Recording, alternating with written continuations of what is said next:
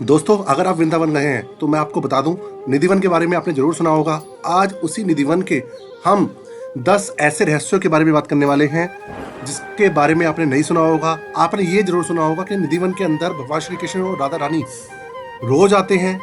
कैसे आते हैं, क्या करते हैं, सारी की सारी इंफॉर्मेशन मिलेगी हमारे चैनल पर। बने रहिएगा हमारे साथ।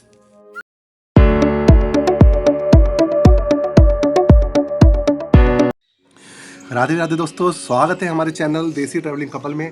तो देखिए, जैसे कि वीडियो की शुरुआत में ही आपको जानकारी मिल गई कि भैया आज हम बात करने वाले हैं वृंदावन में स्थित निज निधिवन के बारे में और उनके रहस्यों के बारे में। तो दोस्तों, वीडियो बहुत ही ज़्यादा इंटरेस्टिंग है, बहुत ही ज़्यादा इंफॉर्मेटिव है। ऐसी जानकारी आपको मिलेंगी जो कि आपने आज तक नहीं सुनी होगी। ऐसे रहस्यों के बारे में आपको पता चलेगा।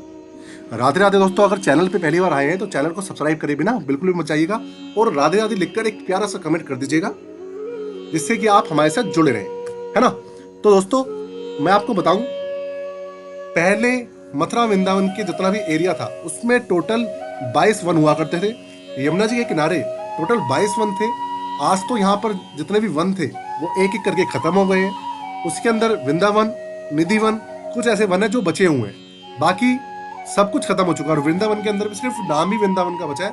बाकी जितने भी वहाँ पे पहले वृंदा के पौधे थे वो सारे के सारे खत्म हो चुके हैं और हर जगह पे अब आपको सिर्फ और सिर्फ मकान, होटल और वहाँ पे गेस्ट हाउस ही देखने को मिलने वाले हैं। बात करें अगर वृंदावन की और वृंदावन में स्थित निधिवन की, तो देखिए, निधिवन ही एक इकलौता ऐसा स्थान है जहाँ पर भगवान श्री कृष्ण रोज आते हैं, राधा रानी भी रोज आती है और जितनी भी उनकी सखियां हैं वो भी वहाँ पे अवतरित होती हैं, वहाँ पे प्रकट होती हैं। और उसके बाद वहाँ रात भर रासलीला चलती है। भगवान श्री कृष्ण और राधा रानी और उनकी सखियां वहां पे रास करती हैं और उसके बाद वहां से अंतर्ध्यान हो जाती है।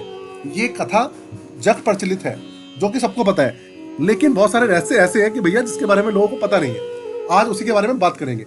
तो देखिए, सबसे पहले बात करूं, अगर आप निधिवन पहुंचना चाहते हैं तो थोड़ा सा आपको बता दूं, आप भारतवर्ष में कहीं से भी आए, आप बस, रेल या हवाई जहाज या अपने वाहन से आएंगे तो आपको वृंदावन में पहुंचना होगा। वृंदावन पहुंचने के बाद आप श्री बांके बिहारी मंदिर पहुंच जाएं, वहां पे दर्शन करें और वहां से पैदल आप 1 से 1.5 किलोमीटर निधिवन है, कुंजगली से होते हुए आप पैदल निधिवन पहुंच सकते हैं। जो निधिवन की टाइमिंग है वो सुबह 6 बजे से दोपहर 2 बजे तक है। आप आराम से 2 बजे तक दर्शन कर सकते हैं निधिवन के अंदर। तो देखिए, निधिवन एक एरिया है जो चारों तरफ अगर आप देखेंगे बाउंड्री से घिरा हुआ है। सिर्फ निधिवन ही एक वृंदावन में ऐसी जगह बची है, या आप कह लीजिए पूरे ब्रज में एक ऐसी जगह बची है जो कि अभी भी पूरी तरह से संरक्षित है। निधिवन के अंदर सुबह करीबन 4:30 बजे आरती होती है और आरती के समय ही यहाँ के जो कपाट है वो खुल जाते हैं।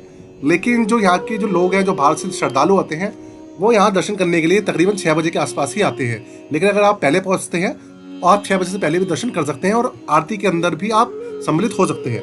अब बात करते हैं यहाँ के ऐसे रहस्यों की जो कि आपने सुने भी हो सकते हैं और बहुत सारे रहस्य ऐसे होंगे जो आपने नहीं सुने होंगे। सबसे पहली बात, यहाँ जितने भी पौधे हैं, जो आप पेड़ देख रहे हैं, आप देखिए वो नीचे से ऊपर की तरफ नहीं बढ़ते। आप देखेंगे तो वो नीचे से दोबारा नीचे की तरफ ही आपको आते हुए दिखेंगे।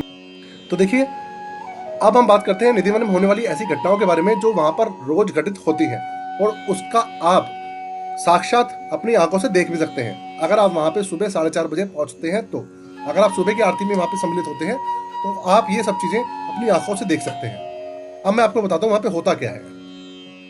रात के समय तकरीबन 6 बजे जब निधिवन से सब लोग दर्शन करके चले जाते हैं, जितने भी श्रद्धालु होते हैं, तकरीबन 6 साढ़े 6 बजे वो दर्शन करके चले जाते हैं। जब आप यहाँ पे दर्शन करेंगे दोपहर में तो आप नोटिस कीजिएगा वहां आपको चिड़िया, कबूतर, चीटा जो भी होता है वहां पर आपको विद्यमान दिखेंगे, वहां पे आपको चलते हुए नजर आएंगे। लेकिन जब शाम को 6:30-7 बजे जब सूर्य अस्त हो जाता है तो वहां पर आपको एक भी जीव जंतु नजर नहीं आएगा। वहां के सारे बंदर पता नहीं कहाँ चले जाते हैं। और देखने वाली बात यह है, अगर आप देखेंगे दूर से तो जितना भी निधिवन का एरिया है वो चारों तरफ बाउंड्री से संरक्षित है और वहां पर पेड़ पौधे वही है, आसपास इतने पेड़ पौधे में नहीं है।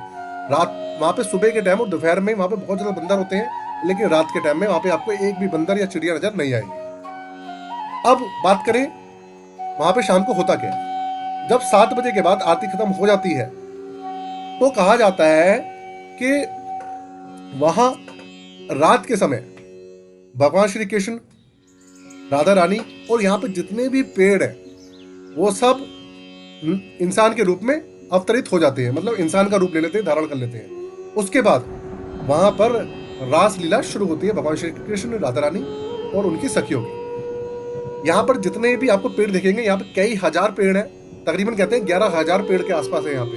देखिए गिनती तो किसी ने नहीं करी, लेकिन तकरीबन कहते हैं 11,000 के आसपास यहाँ पे पेड़ है। तो जितने भी यहाँ पर पेड़ हैं वो भगवान श्री कृष्ण की सखियों का रूप ले लेती हैं और उसके बाद यहाँ पे रात चलता है। देखने वाली बात यह है कि यहाँ पर चारों तरफ मकान बने हुए हैं। रात के समय वहां पे जितनी भी निधिवन की तरफ खिड़कियां बनी हुई हैं उन मकानों के अंदर, वो सारी की सारी पैक है। उनके ऊपर आप देखेंगे तो लकड़ियों से उनको पैक किया हुआ है और वहां से कील भी ठोकी गई है, जिससे कि कोई चाहकर भी ना खुल पाए। देखिए कहा यह जाता है कि अगर कोई भी भक्त यहाँ पर रह जाता है या वो अपने घर से अगर इस रात को भगवान श्री कृष्ण राधा रानी को देख ले, तो या तो वो अंधा हो जाएगा, या वो पागल हो जाता है, या फिर वो अपनी सुध-बुध खो बैठता है, उसके प्राण चले जाते हैं। और ये यहाँ पर डेली होता है। जो आसपास के पड़ोसी हैं उनको पायल की आवाज़, बांसुरी की आवाज़ यहाँ आपको डेली सुनाई देती है। जो यहाँ पे पड़ोसी हैं वो ऐसा बताते हैं। अब यहाँ पर देखने वाली बात यह है कि भगवान श्री कृष्ण और राधा रानी के लिए जो उनका रंग महल है, उसके अंदर रोज रात को जब वहाँ पे आरती होती है 7 बजे के आसपास, उनके लिए नया बिस्तर लगाया जाता है, उनके लिए बिछोना बिछाया जाता है, बिस्तर लगाया जाता है। राधा रानी के लिए जो श्रृंगार का सामान है वो रखा जाता है, साड़ी रखी जाती है, चादर रखी जाती है, लड्डू का भोग लगाया जाता है ना, पान रखा जाता है, दातून रखा जाता है। आप देखिए वहां पे कितनी सारी चीजें भगवान श्री कृष्ण और राधा रानी के लिए रखी जाती हैं। तो जब वो अपने रूप में मतलब अवतरित होते हैं वहां पे, और जब उनका रास होता है, उसके बाद राधा रानी और भगवान श्री कृष्ण अपना जो रंग महल है वहां पे आके विश्राम करते हैं। और विश्राम करने के बाद वो लड्डू का भोग लगाते हैं, दातून का भी इस्तेमाल करते हैं, पान भी खाते हैं। राधा रानी हमारी जो श्रृंगार का सामान होता है वो भी इस्तेमाल करती है, साड़ी भी पहनती है, और जो उनका बिस्तर बिछा होता है उसके ऊपर भी वो विश्राम करते हैं। ये कथा यहाँ पे प्रचलित है। तो यहाँ पे जितने भक्तजन हैं वो इस सब चीज़ों को एक कथा समझते हैं। वो सोचते हैं कि भैया ये सब चीज़ें जो है ये कथा है। लेकिन अगर आप साक्षात देखना चाहते हैं तो मैं आपको बताऊं, आज सुबह 4:30 बजे, 4:15 से 4:30 बीच में आप निधिवन के अंदर पहुंच जाए। और निधिवन में पहुंचने के बाद जो वहां पे आरती होगी, तो आप देखिएगा कि जो रंग महल है तब 7 ताले लगे होते हैं और उन 7 तालों को एक एक करके खोला जाता है। रंग महल को अगर आप चेक करेंगे तो उसके अंदर उन एक ही दरवाजा है जाने का, उसके अलावा और कहीं से भी वहां पे जाने का रास्ता नहीं है। और जब रात को वहां पे आरती होती है, ये सब चीजें रखी जाती हैं, तो 7 ताले लगाए जाते हैं और उसके बाद चाबी जो है वो लेके जो वहां के पुजारी है वो चले जाते हैं। और उसके बाद जब सुबह ताले खुलते हैं तो आप देखेंगे अपनी आंखों से जो दातून है वो चबाया हुआ होता है, इस्तेमाल किया जाता है। जो पान है वो भी खाया हुआ अलग दिखता है, बिस्तर सारा अस्त व्यस्त होता है, जो लड्डू होते हैं उनका भी भोग लगा होता है, ठीक है, और बांसुरी वो भी इस्तेमाल करी हुई दिखती है। राधा रानी का जो श्रृंगार का सामान होता है, जो उनकी साड़ी होती है, वो भी अलग दिखता है कि भैया किसी ने यूज करा है, किसी ने वहां पे उसका उपयोग करा है।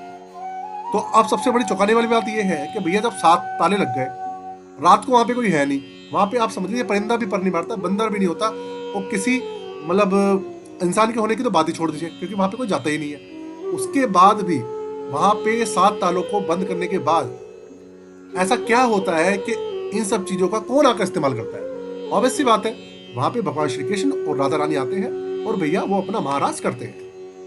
तो बहुत बार ऐसा होता है कि यहाँ पर कोई ना कोई लोग छुपके रह जाते हैं, और जब वो छुपके वहां पे रुकते हैं तो रात को वो देखते हैं, अगर कोई सुध-बुध में है तो वो इतना बताता है कि उसको पायल की आवाज आई, या घुंघरू की आवाज आई, या फिर बांसुरी की आवाज आई। उसके बाद उसको एक दिव्य प्रकाश दिखा, और दिव्य प्रकाश देखने के बाद उसको दिव्य प्रकाश ही दिखता है, उसके अलावा वो कुछ नहीं दिख पाता। और दिव्य प्रकाश देखने के बाद वो बेहोश हो जाता है, या अपनी सुध-बुध खो देता है, या फिर ये समझ लीजिए कि भगवान श्री कृष्ण का जो मुखमंडल होता है, उसका जो तेज होता है, उसको देख के वो अपनी सुध-बुध खो जाता है, और उसके बाद वो किसी को कुछ बताने के लिए नहीं बचता है। अगर वहां कैमरे भी लगाए जाए तो वहाँ पे कैमरे भी काम करना बंद कर देते हैं। बहुत सारे न्यूज़ वालों ने, रिपोर्टरों ने वहाँ पे ये सब चीज़ें करके देखी है, कैमरे ला के देखे हैं, लेकिन कैमरे के अंदर कुछ भी रिकॉर्ड नहीं होता।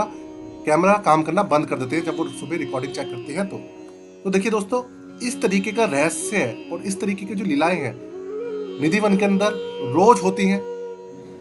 तो भैया ठाकुर जी और राधा रानी की महिमा तो वही समझ सकते हैं और वही जान सकते हैं। ठीक है, बाकी आज के लिए राधे राधे। हमारे चैनल को सब्सक्राइब करना मत भूलिएगा और ऐसी अच्छी अच्छी वीडियो के लिए हमेशा जुड़े रहिएगा। जय श्री राधे।